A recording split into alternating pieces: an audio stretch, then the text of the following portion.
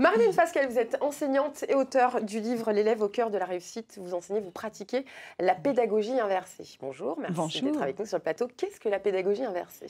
Eh bien, alors, je vais commencer au commencement. En fait, quand j'ai débuté, ce dont je me suis rendu compte, c'était en 99, c'était il y a très longtemps, les élèves s'ennuyaient.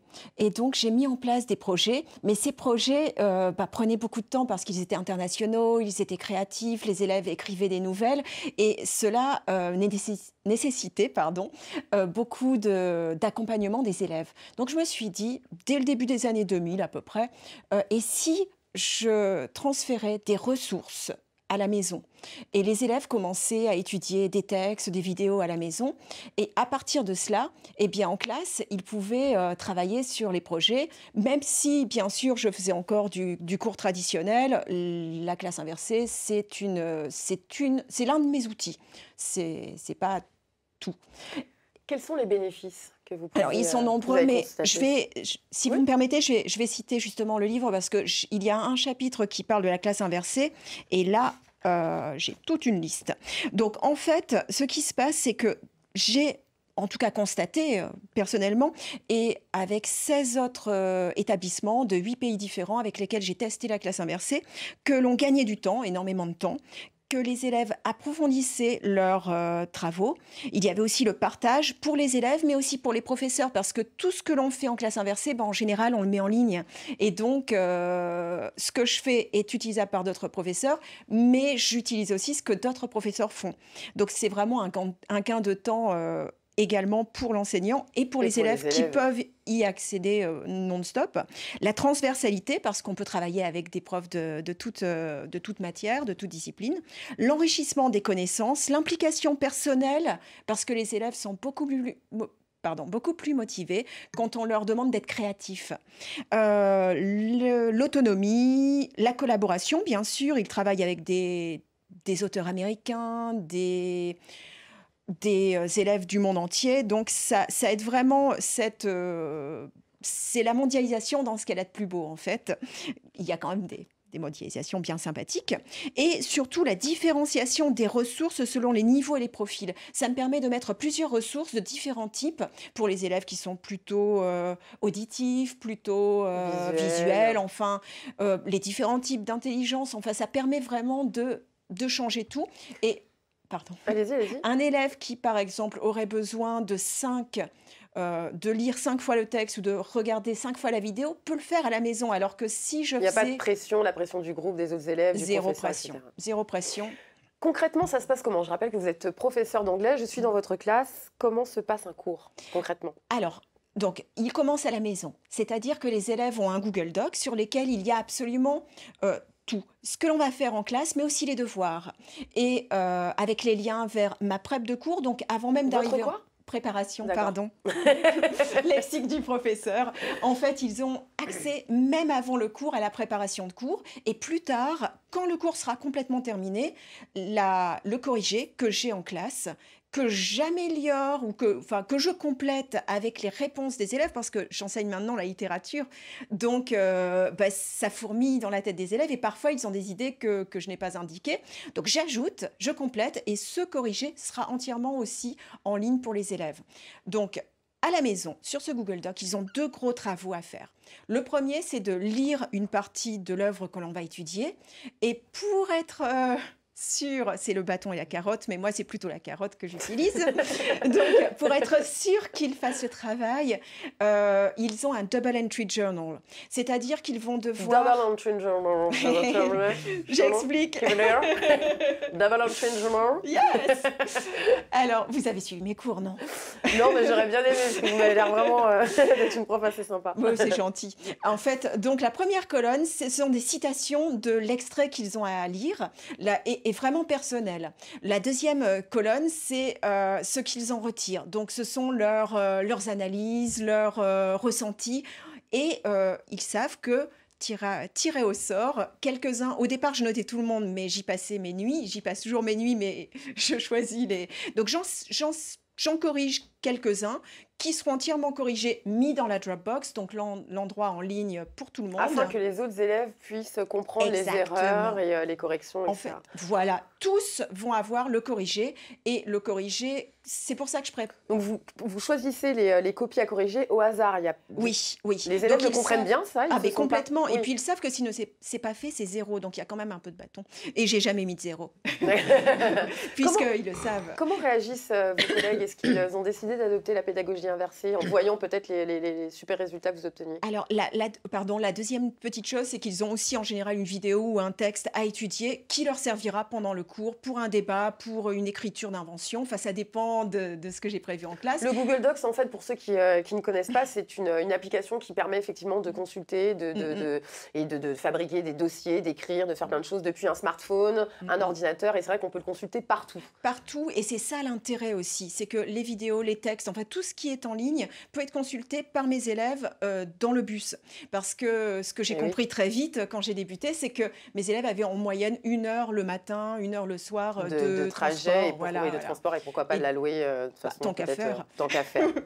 Et donc les collègues, vous me demandiez, eh bien il y a eu toutes sortes de réactions, les collègues qui sont super enthousiastes, qui viennent me voir en classe, qui échangent en ligne, il y a beaucoup de gens enthousiastes, et puis ceux que ça n'intéresse pas, donc bon, ils ont le droit. J'ai envie de vous proposer de regarder un petit extrait justement des échanges et de la pédagogie inversée, notamment avec un autre outil qui s'appelle Skype. Poor Mr. Arenstan is in the USA. It's 3 a.m. in his country. Hello. Yeah, hello. Please answer, guys. C'est bien parce que c'est totalement interactif. Donc ça permet, je ne sais pas quel genre d'élève vous étiez, plutôt attentionné, plutôt distraite. On va dire attentionné. Mettre l'anneau sévère, attentionné aussi. Bon, j'étais la seule élève distraite.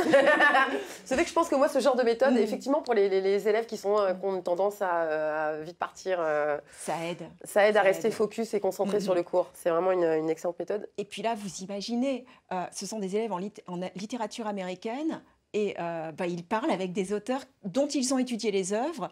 Enfin, c'est magique. Enfin, moi, je m'éclate sûrement pas plus qu'eux, mais autant en tout cas. Donc, pour moi, c'est magique. Marie-Hélène, vous êtes donc enseignante au lycée Nelson Mandela. Vous êtes conférencière, blogueuse, écrivaine. Laquelle de ces casquettes vous ne pourriez absolument pas vous passer? Franchement, je vais vous répondre. Non, j'avais une réponse. Prof.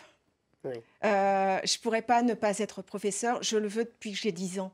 En fait, c'est le partage. Professeur d'anglais. Comment ça se fait que vous êtes passé de... Non, vous vouliez être prof de quoi?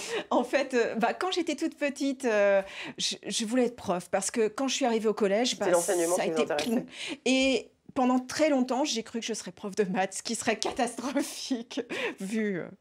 Voilà, je suis allée jusqu'en bac C, maths physique, mais c'était vraiment pas ma tasse de thé. Et mes professeurs m'ont énormément aidée en disant mais elle n'est pas du tout scientifique, cette jeune. Elle est littéraire. Elle est littéraire. Et grâce à eux, ils ont changé ma vie en fait. Parce que... Comment on passe de prof d'anglais à prof de littérature? Vous enseignez la littérature également américaine. Au lycée Nelson, oui, tout Mandela? à fait. Oui, c'est pour ça que j'ai été recrutée au lycée Nelson Mandela. Comment on passe c'est en faisant. En fait, c'est un recrutement spécifique. C'est un poste spécifique. Donc, c'est sur dossier et sur. Ça dépend de ce qu'on a fait dans. Enfin, les projets. Pour en venir à la pédagogie inversée, depuis combien de temps existe-t-elle et d'où vient-elle? Alors, en fait, c'est une idée qui est née il y a très très longtemps, mais qui a été mise en exergue en 2007 avec 2 professeurs scientifiques, justement, américains, qui étaient coincés par la neige, qui ne pouvaient pas se rendre au lycée, certains élèves ne pouvaient pas se rendre au lycée, et ils se sont dit, tiens, et si on prenait en vidéo nos cours, et si on les partageait avec les élèves absents? Et c'est comme ça que ça a commencé. Ça vient des élèves eux-mêmes? Tout à fait, ça vient toujours, tout ce qu'on fait, en fait, là, tout ce que vous lisez dans mon livre, tout vient des élèves. Parce qu'en fait, Ils le voient peut-être pas, mais quand on est en classe, nous, on les observe tout le temps. Ben oui. Et donc, on voit ce qui peut être utile aux élèves, ce qui n'est pas utile du tout, on enlève. Que disent vos élèves? Parce que forcément, vous le disiez il y a quelques instants, tous les professeurs ne pratiquent pas la pédagogie Pas inversée. Pas encore, on le souhaite en tout cas pour les élèves. Peut-être pour eux, je c'est suis plus pas facile dogmatique, hein, c'est plus facile en tant que professeur aussi, peut-être. Non, c'est beaucoup plus difficile en fait à mettre en place qu'une pédagogie classique, parce qu'en fait, quand je fais une pédagogie classique, je connais mon cours par cœur, je le dicte, Alors que les là, vous élèves êtes prennent obligé des de notes. vous adapter. Complètement, parce que quand un élève écrit une nouvelle, il va me poser des tas de questions. Il y a encore quelques jours, j'ai fait un petit travail avec mes secondes et par 3 fois, ils m'ont demandé, enfin il faut dire, c'était des choses tellement incroyables. J'ai dû chercher en ligne parce que je ne connaissais pas ces choses-là. Donc en fait, il faut d'abord leur apprendre qu'on ne sait pas tout. Et ça, je pense que c'est très bien pour l'humilité. Ben oui, c'est ça.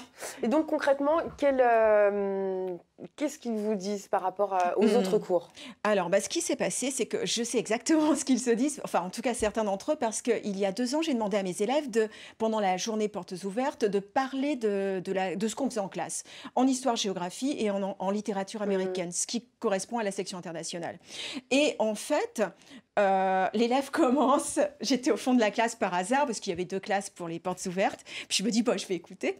Et puis il commence par, quand Madame Fasquelle a commencé la classe inversée, on était très inquiets, vous comprenez, on a un coefficient 10, c'est très sérieux.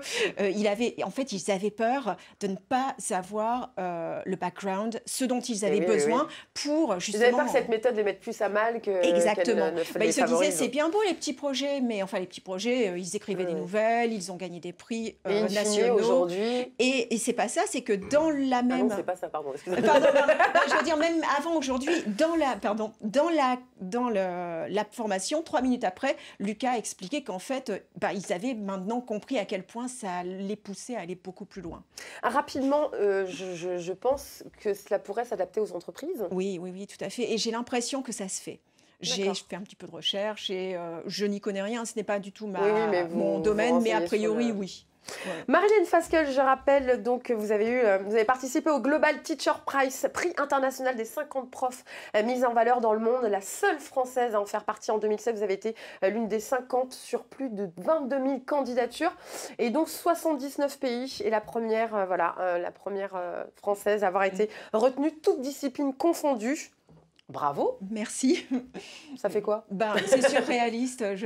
Même aujourd'hui, ça fait 1 an et pour moi, c'est toujours aussi surréaliste parce que je ne voulais pas concourir. Ça faisait 2 ans qu'on me poussait à concourir et quand j'ai vu un peu les critères, je me disais que c'était possible, mais jamais on se dit qu'on sera dans les 50. Donc c'est magique parce que ça m'a ouvert les portes vers 150 collègues avec qui on partage tous les jours. Qui pratiquent également de la pédagogie? Pas forcément, mais certains. Vous avez pu aussi la distiller, j'imagine. Oui. Marie-Hélène Fasquelle, merci beaucoup. Je rappelle qui est auteure du livre L'élève au cœur de la réussite, une méthode qui visiblement fonctionne et qui fait du bien autant aux élèves qu'aux professeurs.